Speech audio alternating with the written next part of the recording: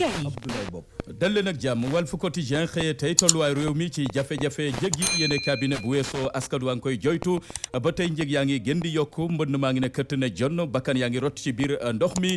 coowal suuf nguur gaa ngi saax-saaxee suuf si bu weesoo hôpital Dantec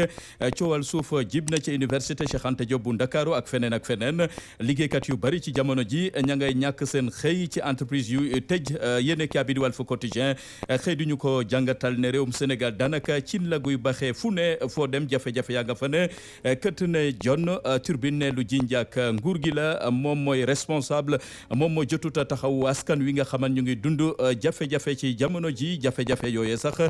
dem na ba ci napp gi mool yu bari daanaka dematuñu géej teer nañoo ak seeni gaal jën moo amatul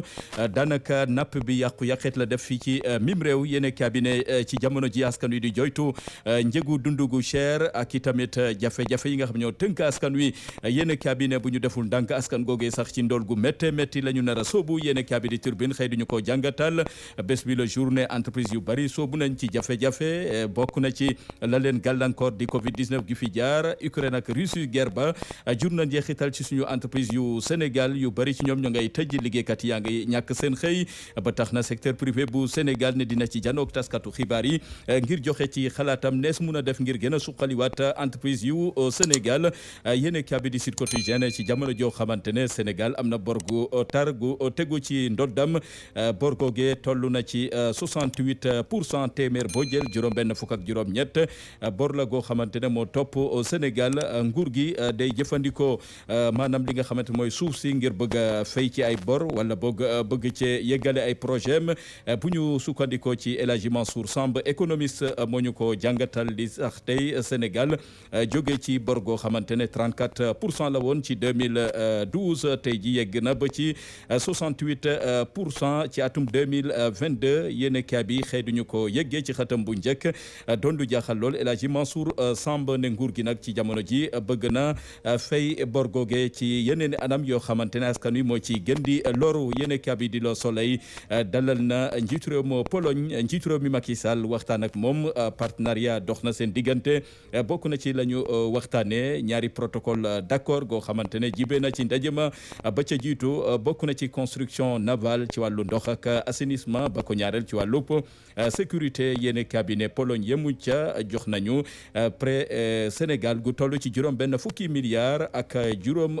yéene cabinet Le Soleil moo ñu ko yëggee le vrai journal xëy du ñu yëggee assemblée nationale 14e législature ñu ngi koy xaar ci jamono ji waaye coow a ngi ne cobboy ci coalition Yewwi ak Wallu yéene cabinet bi la yoon coalition bi fii lay jaar ànd ba faw fii lay jaar itamit mun a tasaaroo ba faw ndax ñeenti candidat yoo xamante ne kenn ku nekk samp na sa ndënd ngir joon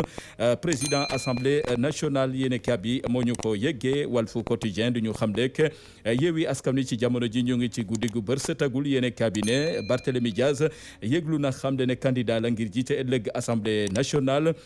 kilifte fam nag ci pencum ndaw réew mi du neex lool kii di Ousmane Sonko bu sañoon mu doon keneen ndax Barthélémy bu doonee président assemblée nationale moom mooy toftalu ci njiitu réew mi Macky Sall te loolee mun na gàllankoor lu bëree bëri ki nga xamante mooy Ousmane Sonko ci élection présidentielle yu 2024 yéen kaabi di l'évidence di ñu dégtal Bougane Gueye Dany ma ngay wax ak député yi ne am ngeen sas bu rëy bëgg nañu seen taxawaay ci assemblée nationale indi coppite ci réewum Sénégal ndax nguuruk Macky Sall mille sànq na askan wi Bougane Gueye Dany ne ngelawaay bu leen nangu mukk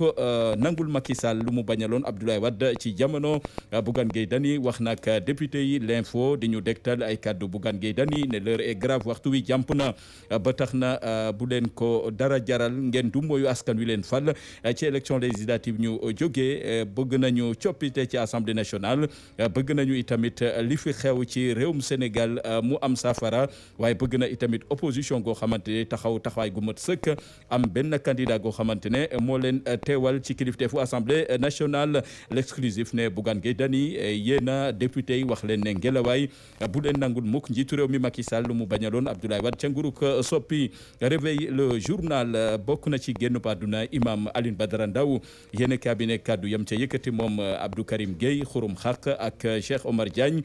tax ñu déglu leen ci jamono ji foofee ca digg lañ leen di toppee mooy joxe xibaar yu wérul yéene cabinet di l'observateur des ak ñun ci wàllu yoon ak dossier Sitor Ndour mbindaanam ka ko doon liggéeyal moo ko tuumal ne def ko si Sif xale baa ngi toll ci fukki at ak juróom-benn na mbir ya tëddee Sitor Ndour li am wax ca dossier ba ak bokk na ci tamit xamle na ne maanaam junjoon na masla waxtaan ak njabootu xale bu jigéen ba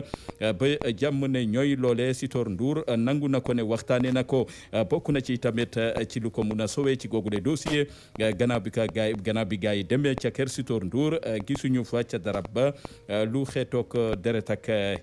yeneen